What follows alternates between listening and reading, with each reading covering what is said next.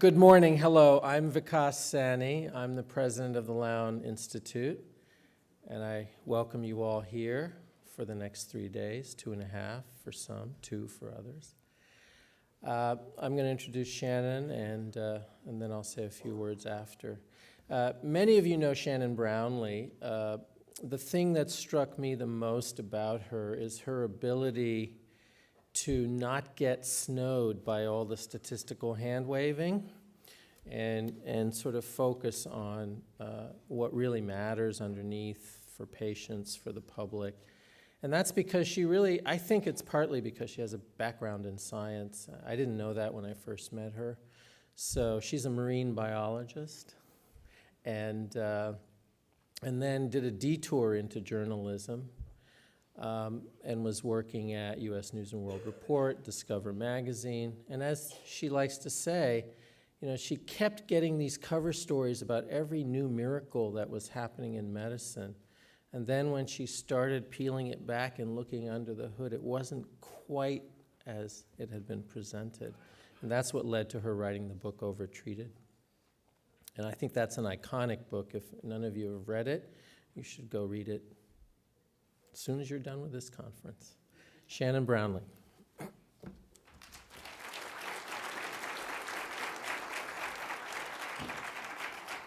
Thank you. I grew up in Honolulu, and whenever you start any kind of meeting of any sort, you start with the speaker saying, aloha, and then the audience is supposed to respond.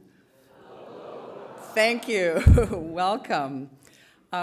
We are so delighted to see so many of you return after attending our first meeting in April of 2012. That conference marked a watershed moment. It was a point in history when a small band of clinicians came together around the problem of unnecessary care. And the fact that so many of you are returning today bodes well for the work ahead. And welcome to all of you who are joining us for the first time. We have more than 300 people attending this meeting.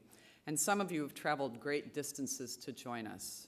We have representatives from across the US, but also from India, Australia, Germany, the UK, Canada, Brazil, Spain, and Tanzania, and I know I've forgotten some in there.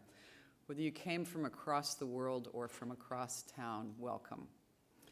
In addition to physicians, we have nurses and nursing students, residents and medical students, and we're especially pleased to welcome members of the clergy, policymakers, a town manager, union leaders, hospital executives, as well as patients and patient activists.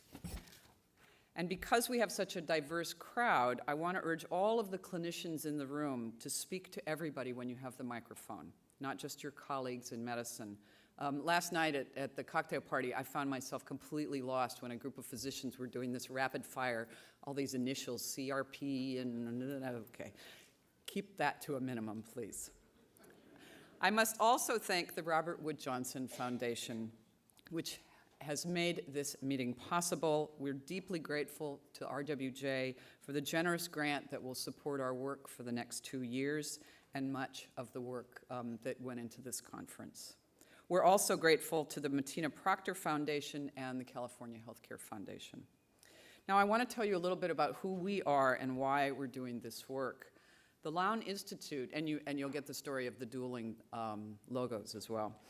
The Lown Institute was founded in 1973 as the Lown Cardiovascular Research Foundation by Dr. Bernard Lown.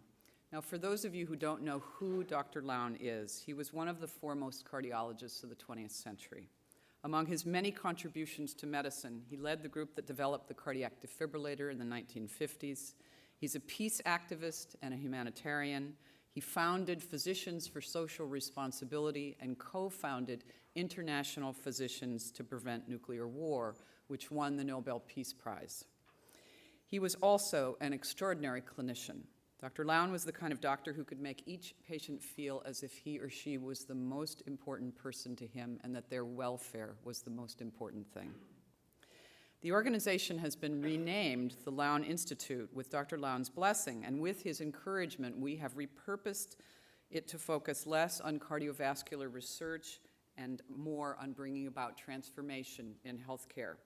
Along with our new name, we have a new logo, and you can see the logo up there but we wanted to unveil it properly. And we chose it to represent all the intersecting groups that must unite to do this work. Those of you here today can think of yourselves at the center of a storm of change. And it will be a bit of a storm. So I want to tell you a little story about me that conveys part of why I'm here today. 3 weeks ago, my father, my 84-year-old father, was in the hospital once again, gravely ill. And he wasn't communicating much. Mick, as we called him, hated the hospital. And in one of his few lucid moments, he grabbed my brother by the arm and he said, "I'm ready to die, and I want to go home. And if I have to crawl to get there." So not long after that, he manages to scrabble the covers aside and starts to swing his legs out of the bed. And that sets off an alarm at the nursing station. And his nurse comes in and says, "Mickey, what do you want?" And my dad says, "A head start."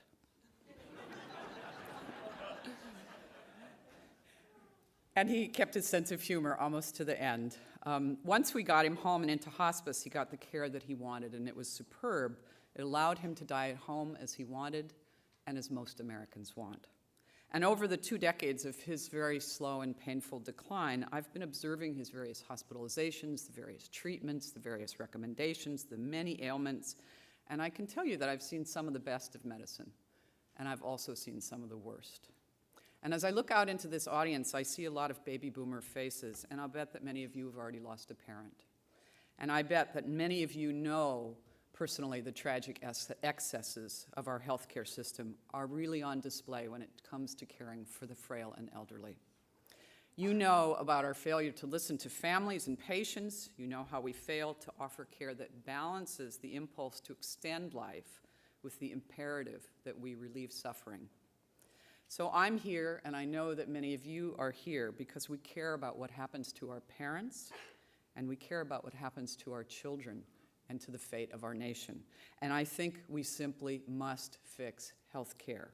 As a domestic issue, I believe it is second only to climate change. It is a huge and complex issue that has to be solved, and all of you are going to be needed to solve it.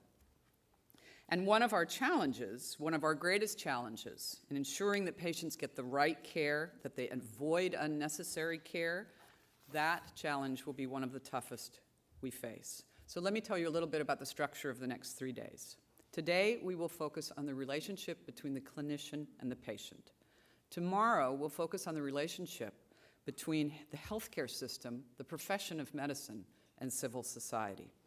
And on Thursday, the working groups will come together in search of ways to put what we've learned over the last 2 days into a plan for going forward.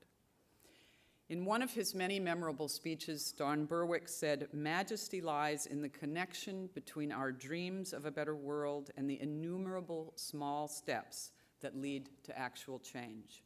And one of our tasks tomorrow will be to imagine that better world, to give form to a dream.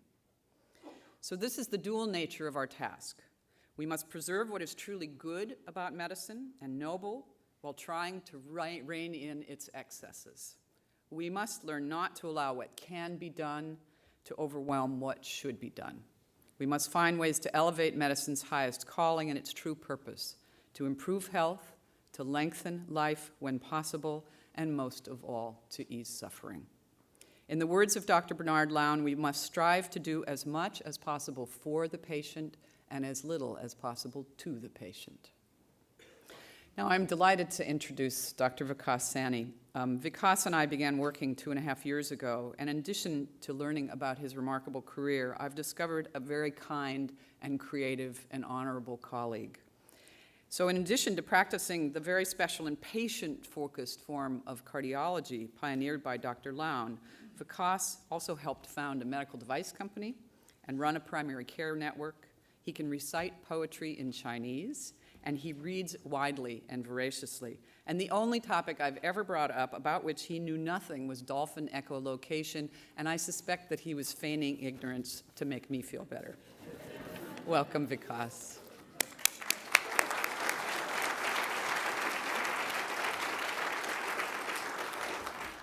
Thanks, Shannon, for that generous introduction. As Shannon said, I've been working with her for 2 years now, and it's been a remarkable partnership. I think her ability to balance science and common sense is really extraordinary, and it matters deeply. I think she's a true public intellectual, and we need a lot more like her. So we at the Lown Institute are really delighted that she's joined us. So it's great to see you all here. A few months ago, I was getting anxious, throwing a party and wondering if anybody's going to come. And so you all came, and I'm delighted. And we're not even offering an open bar. So I think it's really impressive, your commitment. Many years ago, Robert Oppenheimer famously said that the physicists have known sin, by which he meant that the lure of the technical challenge of the Manhattan Project was so irresistible that they really didn't ponder the full implications of what their project was about until very late. We find ourselves in a similar situation. The defibrillator that Dr. Lown's team developed was extremely high-tech and went viral within months. It was worldwide in 4 to 6 months. And it then justified and enabled coronary care units, ICUs, and ironically became a key enabler of bypass surgery. As I said to Katie Butler, Dr. Lown really was present at the creation, to steal a phrase. So this is a technology that gives dramatic results when you use it on someone who's just had a cardiac arrest. You don't really need a randomized trial to see that. But it's practically useless if you use it an hour later or even 30 minutes later. So, to state the obvious, technology can be miraculous when it's used at the right time and worthless at the wrong time. So, despite creating so much cardiac technology, Dr. Lown's approach to coronary disease couldn't have been more different. Though the interventional juggernaut was well underway, he developed his method of medication first, surgery as a last resort in the face of that. And I think in talking to him over the last few years, what drove that was really a commitment to scientific skepticism in the service of his patients, patients he'd known and taken care of for a decade already in that period. And that's the same delicate balance we need to find for ourselves and our society all across medicine. It's a matter of some urgency.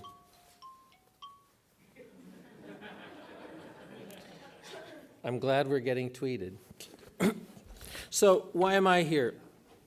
Well, I'm here because I really think it's time for a change. It's time for the struggling healthcare system to really heal.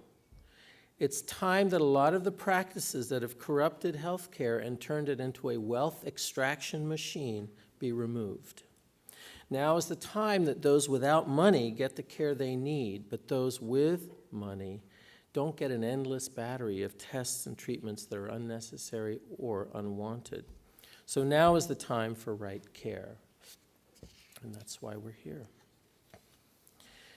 In the end, I think the reason we're all here is that we know that we need to act, and we need to act immediately.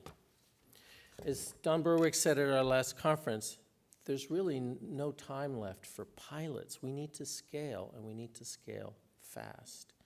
So, along with Shannon, I want to welcome you. We invite you to listen, to learn, but we also invite you to speak up, act up, and to spread the word. In other words, we need your help to organize for change.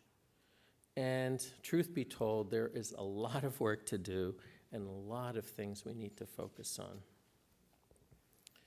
Today, we're not going to be talking about the new cholesterol guidelines or the proper treatment of hypertension or what should come after the ACA or the next wave of technological innovation. Not because these things don't matter, they do. But today we need to back up and take a deep breath and see the whole picture as we start on a long journey. So today we're asking all of you to join us in thinking about a decade of change that's coming. As Shannon mentioned, we've received a grant from the Robert Wood Johnson Foundation to support the work. We know we can't do that work without you, all of you. So we've already started planning for next year's conference. Topics, speakers, format. And we know that you'll have great ideas that are going to emerge over the next few days. And we know that next year we'll hear even more about the amazing and inspiring things that you all are doing. And next year we'll definitely want to focus on things that we're just briefly touching this year. Shared decision-making, new models of primary care, new ways of teaching students and faculty, the role of nursing, payment reforms that really matter to patients. And many who were on the program last time are in the audience today, and they've joined us as advisors. I'm thinking of Marty McCary, Howard Brody, Michael Fine, Rita Redberg, especially Rita. They've all been taking critical messages to the public and to the profession. So we've asked them to be here and share their views from the floor, and that's really our secret organizing strategy.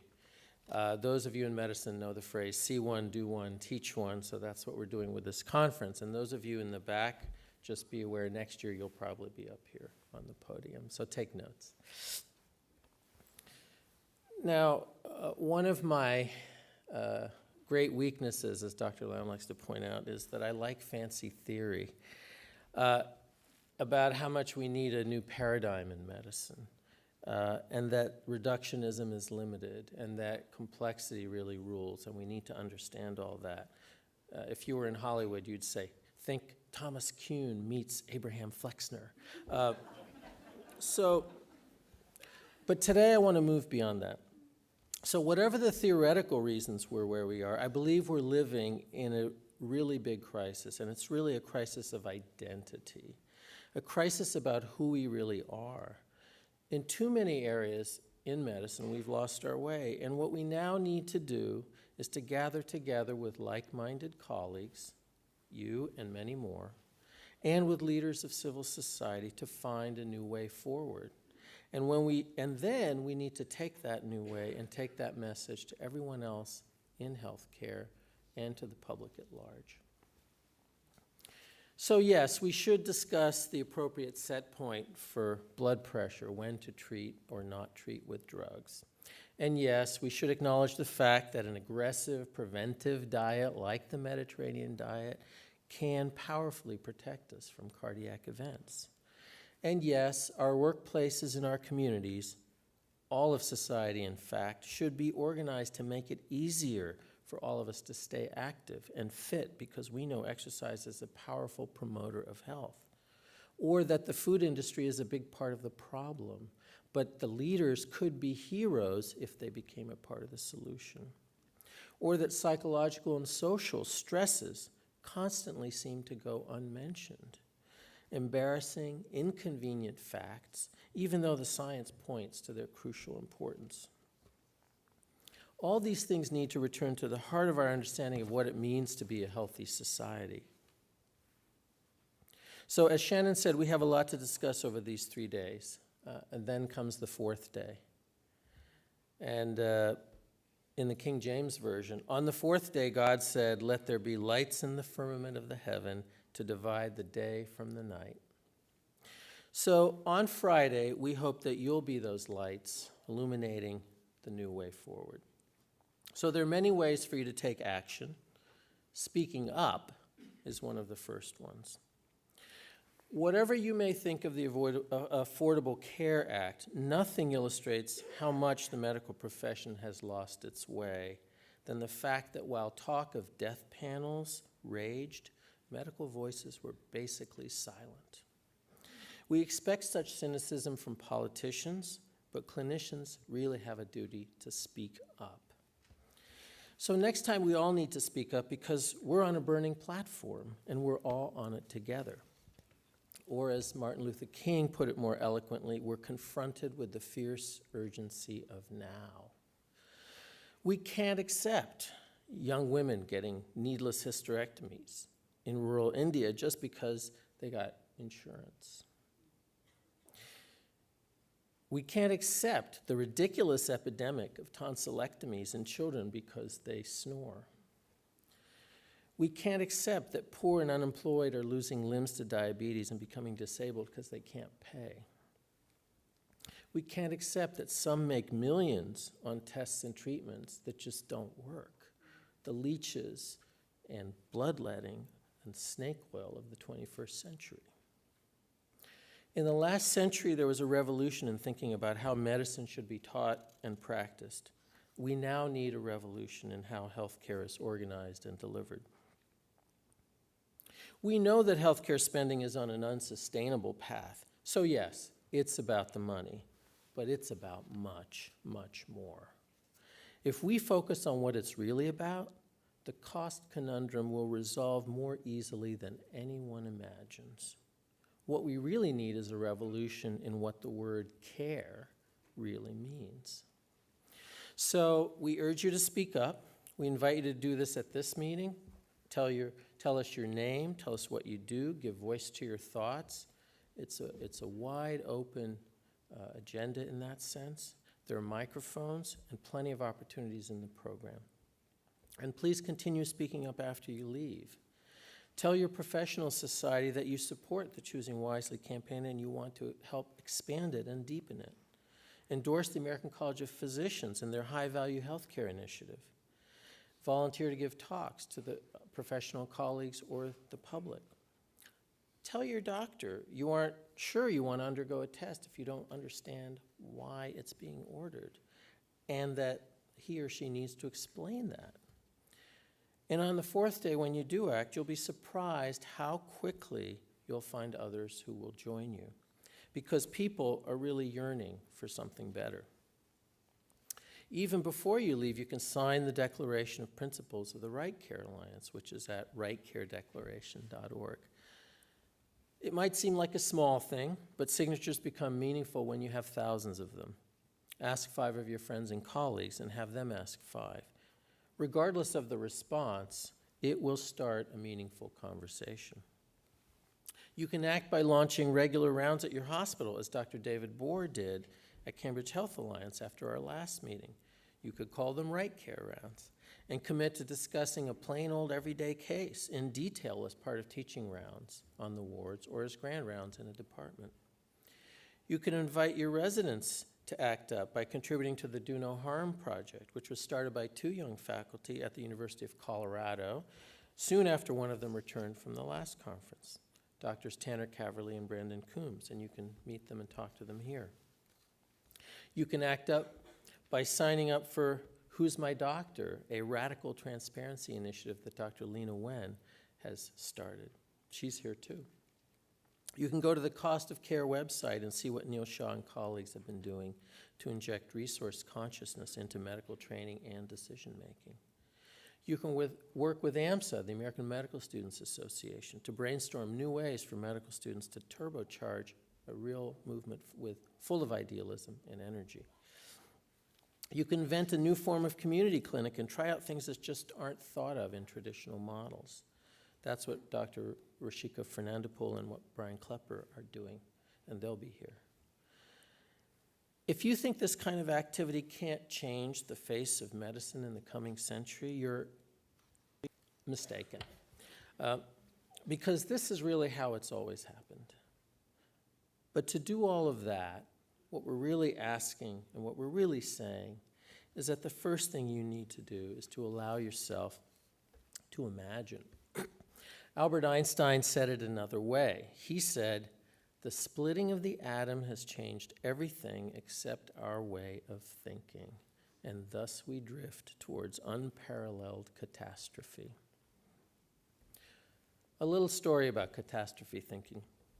Since I left my private practice on Cape Cod and joined the Lown Institute, I've been spending more time in Washington, which is not my favorite place. Here's what one congressman said to Shannon and me. We asked him how smart, knowledgeable people like him could preside over a reform like the ACA and not recognize that all the stakeholders in the room were conflicted and that real change in the healthcare system wasn't going to happen through them. He said, and I quote, "Oh, we all know that. Unfortunately, most everybody in this town who knows anything about healthcare has come to the conclusion that the system is going to have to crash before anyone will do something about it, unquote. So we need to forestall catastrophe. We desperately need to change that way of thinking. And we can't afford to wait for our leaders. Our communities can't wait for a solution from on high. This is really a moment in history when we all need to step up and be counted. The stakes are enormous. The real stakes are about that new way of thinking. And they're not just the stakes for a better healthcare system, as if that weren't huge enough. The real stakes are really about a new way of thinking about ourselves and our lives and how we use resources on a finite planet. Because when we're talking about a sustainable healthcare system, we're also talking about a sustainable planet. We're talking about each of us living a life of joy with friends and family and dying fulfilled and peacefully on a planet fit for human beings and fit for all the living things around us. So if you accept our invitation to act up, then the first thing you have to do is to allow yourself to imagine a better world. Thank you for listening.